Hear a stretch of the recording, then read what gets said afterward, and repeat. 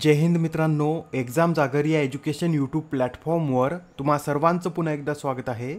मित्रांनो, या आधीच्या सत्रामध्ये तुमच्यासाठीचा प्रश्न होता, प्लास्टिक ओव्हरशूट डे रिपोर्टनुसार दरडोई सर्वात जास्त प्लास्टिक कचरा उत्पादनात कोणता देश आघाडीवर आहे? या प्रश्नाचं योग्य उत्तर आहे पर्याय क्रमांक 1 म्हणजेच बेल्जियम हा देश दरडोई सर्वात जास्त प्लास्टिक कचरा उत्पादनात अव्वल स्थानावर आहे. आणि जर आपल्याला असं विचारलं की दरडोई सर्वात कमी प्लास्टिक कचरा उत्पादन करणारा देश कोणता, तर आपला भारत हा दरडोई सर्वात कमी प्लास्टिक उत्पादन करणारा देश आहे. भारतातील प्रत्येक व्यक्ती हा वर्षाला 8 किलो प्लास्टिक कचरा निर्माण करतो. यासहच या रिपोर्टनुसार दरडोई प्लास्टिक कचऱ्याच्या गैरव्यवस्थापनात ओमान हा देश अव्वल स्थानी आहे. हा जो रिपोर्ट आहे, हा रिपोर्ट EA आर्ट ॲक्शनने प्रकाशित केला आहे. आजच्या सत्राचा पहिला प्रश्न पहा. 2024चा लता दीनानाथ मंगेशकर पुरस्कार कोणाला जाहीर झाला आहे? तर आता 2024चा लता दीनानाथ मंगेशकर पुरस्कार हा अमिताभ बच्चन यांना जाहीर झालेला आहे. मित्रांनो, ही या पुरस्काराची तिसरीच आवृत्ती आहे. प्रथम हा पुरस्कार 2022 मध्ये पंतप्रधान नरेंद्र मोदी, 2023 मध्ये आशा भोसले, तर आता 2024चा पुरस्कार अमिताभ बच्चन यांना जाहीर झालेला आहे. या पुरस्काराचे वितरण 24 एप्रिल रोजी करण्यात येईल. मित्रांनो, मास्टर दीनानाथ मंगेशकर स्मृती प्रतिष्ठानतर्फे दरवर्षी संगीत, नाटक, कला, वैद्यकीय, पत्रकारिता व सामाजिक कार्य या क्षेत्रातील व्यक्तींना सुद्धा सन्मानित करण्यात येतं. बरं, यावर्षीचे पुरस्कार कोणाला जाहीर झाले तर नोट करून घ्या. मास्टर दीनानाथ मंगेशकर पुरस्कारामध्ये प्रदीर्घ संगीत सेवेसाठीचा पुरस्कार AR रहमान, प्रदीर्घ नाट्य चित्रपट सेवेसाठीचा पुरस्कार अशोक शराफ, चित्रपट सेवेसाठीचा पुरस्कार पद्मिनी कोल्हापुरे, संगीत सेवेसाठीचा पुरस्कार रूपकुमार ठाकूर, प्रदीर्घ नाट्य सेवेसाठीचा पुरस्कार अतुल परचुरे, उत्कृष्ट चित्रपट निर्मितीसाठी विशेष पुरस्कार रणदीप हुड्डा, तर प्रदीर्घ पत्रकारितेसाठी हा पुरस्कार भाऊ तोरसेकर यांना जाहीर झालेला आहे. प्रश्न क्रमांक 2, हायब्रिड पिच तंत्रज्ञान वापरणारे भारतातील पहिले स्टेडियम कोणते आहे? तर आता हायब्रिड पिच तंत्रज्ञान वापरणारे भारतातील पहिलं स्टेडियम हे धर्मशाला स्टेडियम ठरलेलं आहे. मित्रांनो, हायब्रिड पिचमध्ये नैसर्गिक मैदानाला पॉलिमर फायबरचा उपयोग करून अधिक टिकाऊ बनवलं जातं. बरं, आता ही जी धर्मशालाची पिच आहे, यामध्ये किती पॉलिमर फायबरचा वापर करण्यात आला आहे? तर केवळ 5% पॉलिमर फायबरचा वापर करून या पिचची निर्मिती करण्यात आलेली आहे. याबरोबरच हे सुद्धा लक्षात ठेवा, भारतातील पहिल्या बॅटरी ऊर्जा स्टोरेज गिगा फॅक्टरीची निर्मिती जम्मू काश्मीरमध्ये करण्यात आली आहे. पाण्याची वास्तविक माहिती देण्यासाठी पोर्टल सुरू करणारे पहिलं राज्य हे राजस्थान आहे. भारतातील पहिले इनडोअर ॲथलेटिक्स आणि जलतरण केंद्र ओडिशा, देशातील पहिली वातावरणीय संशोधन प्रयोगशाळा मध्य प्रदेश, देशातील पहिली फ्युचर लॅब तिरुअनंतपुरम, भारतातील पहिले डॉल्फिन संशोधन केंद्र बिहार, स्टेनलेस स्टील क्षेत्रातील देशातील पहिले ग्रीन हायड्रोजन प्लांट हरियाणा, दक्षिण आशियातील सर्वात मोठा शस्त्रास्त्र प्रकल्प उत्तर प्रदेश, पहिली वैद्यकीय घड्याळ मध्य प्रदेश, देशातील सर्वात मोठा सौर बॅटरी प्रकल्प छत्तीसगड, तर देशातील सर्वात लांब केबल पूल हा गुजरातमध्ये सुरू करण्यात आला आहे. आता हा प्रश्न पहा, यात काय विचारला आहे, तर इस्रोच्या कोणत्या केंद्राने रॉकेट इंजिनसाठी हलक्या वजनाच्या कार्बन नोझलची निर्मिती केली आहे? तर आता हे जे कार्बन नोझल आहे याची निर्मिती VSSC म्हणजेच इस्रोच्या विक्रम साराभाई स्पेस सेंटर या केंद्रानं केली आहे. हे विक्रम साराभाई स्पेस सेंटर कोणत्या शहरात स्थित आहे? तर तिरुअनंतपुरम या शहरामध्ये हे केंद्र स्थित आहे. मित्रांनो, या नोझलची निर्मिती कार्बन कार्बन कंपोजिट मटेरियलद्वारे करण्यात आली असून या नोझलचा सर्वात आधी उपयोग PSLV मध्ये करण्यात येणार आहे. या नोझलच्या उपयोगामुळे PSLV रॉकेटचं वजन हे 67% कमी होईल, तर त्याची वजन वाहून नेण्याची क्षमता ही 15 किलोने वाढेल. मित्रांनो, यात अजून एक पॉईंट नोट करून घ्या. इस्रोने आता 2030 पर्यंत अंतराळ मोहिमेला कचरा मुक्त करण्याचं उद्दिष्ट ठेवलं आहे. अत्यंत महत्त्वाचा पॉईंट आहे. येणाऱ्या एक्झाममध्ये यावर सुद्धा प्रश्न विचारला जाऊ शकतो. तर लक्षात ठेवा, इस्रोने 2030 पर्यंत अंतराळ मोहिमेला कचरा मुक्त करण्याचं उद्दिष्ट ठेवलं आहे. इस्रोचा फुल फॉर्म काय आहे? तर इंडियन स्पेस रिसर्च ऑर्गनायझेशन. याची स्थापना 15 ऑगस्ट 1969 मध्ये करण्यात आली होती आणि याचं मुख्यालय बेंगलोर या शहरामध्ये स्थित आहे. सध्या याचे अध्यक्ष कोण आहेत? तर एस सोमनाथ हे इस्रोचे सध्या अध्यक्ष आहेत.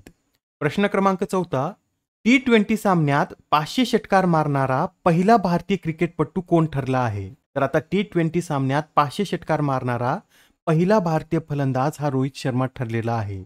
मित्रांनो, अलीकडेच आता रोहित शर्माने T20 सामन्यातील आपले 500 षटकार पूर्ण केले आहेत. बरं, T20 सामन्यात सर्वाधिक षटकार मारण्याचा विक्रम कोणाच्या नावावर आहे? तर हा विक्रम क्रिस गेल यांच्या नावावर आहे. क्रिस गेल यांनी T20 मध्ये एकूण 1056 षटकार मारलेले आहेत. क्रिस गेल नंतर दुसऱ्या क्रमांकावर किरण पोलार्ड आहेत, त्यांनी 860 षटकार मारले आहेत. आंद्रे रसेल हे 678 षटकारासह तिसऱ्या क्रमांकावर आहेत. कॉलिन मुन्रो हे 548 षटकासह चौथ्या क्रमांकावर आहेत, तर आपले रोहित शर्मा हे 5व्या क्रमांकावर आहेत. क्रिकेटशी संबंधित अजून एक न्यूज नोट करून घ्या. IPL इतिहासातील सर्वोच्च सांघिक धावसंख्येचा विक्रम कोणत्या संघाने केला आहे? तर आता IPL इतिहासातील सर्वोच्च सांघिक धावसंख्येचा विक्रम हा सनरायझर्स हैदराबादने केलेला आहे. सनरायझर्स हैदराबादने एकूण 287 धावा करत हा विक्रम आपल्या नावावर केला आहे. याआधीचा विक्रम सुद्धा या संघाच्या नावावर होता आणि आपलाच विक्रम मोडत सनरायझर्स हैदराबादने हा नवीन विक्रम प्रस्थापित केला आहे. प्रश्न क्रमांक 5 2023 साठीच्या ACM ट्युरिंग पुरस्काराने कोणाला सन्मानित करण्यात आले? तर आता 2023 साठीच्या ACM ट्युरिंग पुरस्काराने AV विग्डरसन यांना सन्मानित करण्यात आलेला आहे.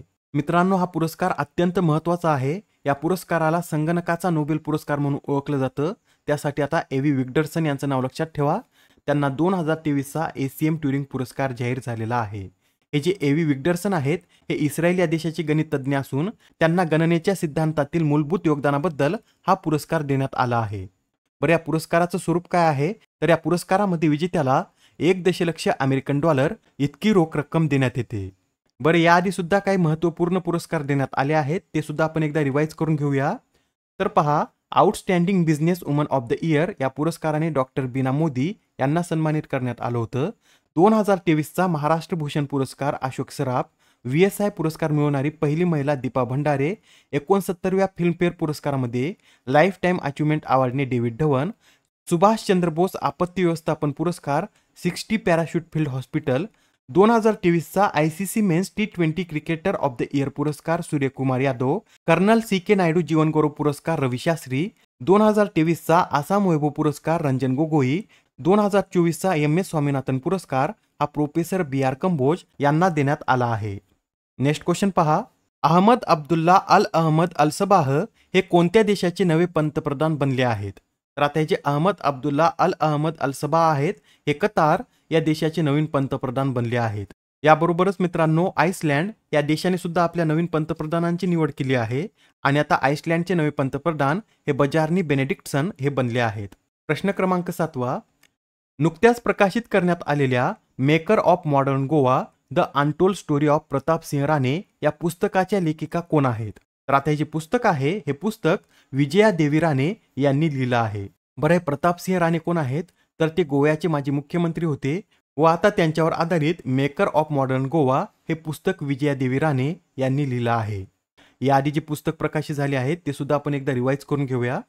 सॅम पित्रोदा यांचं the idea of democracy, Raman Mittal आणि डॉक्टर सीमा सिंग यांचं the law and spirituality reconnecting the bond, S Raman यांचं from a car shed to the corner room and beyond, Lakshmi Murdeshwar Puri यांचं following the sun, S Jaishankar यांचं why Bharat matters, MJ Akbar व K Natwar Singh यांचं Gandhi life in 3 campaigns, professor KPC यांचं Modi DU, Raghuram Rajan व रोहित लांबा यांचं breaking the mould, तर अशोक टंडन यांनी द रिव्हर स्विंग हे पुस्तक लिहिलं आहे.